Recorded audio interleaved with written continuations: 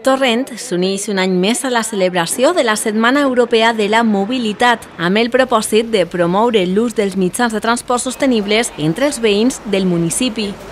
Este matí s'ha presentat en roda de premsa el Dia Europeu sense cotxe i que tindrà lloc el diumenge que ve.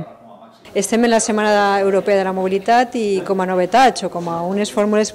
durant tota aquesta setmana el servici del Torrent Bus està gratuït, però a més el dia especial o el dia més significatiu és este diumenge, que tindrem aquest dia de mobilitat que convidem a tots a poder vindre i serem des de la Torre, des de la plaça Major a les 11 del matí i farem aquest circuit turístic per Torrent en la forma més tranquil·la i sobretot perquè crec que és un dia en el qual tenim que tornar a recuperar el carrer, en els nostres peus, en les nostres bicicletes i deixar a banda un poquet els cotxes, i disfrutar del paisatge i de la tranquil·litat. A més, l'Ajuntament de Torrent, en el seu compromís amb el medi ambient, va dur a terme una sèrie d'actuacions que permetran convertir diferents vies del municipi en ciclocarrers. És un tema que ja està funcionant en moltes ciutats, tant europees com espanyoles, que té èxit perquè és fer una plataforma única on la bicicleta pot utilitzar en uns carrers d'una manera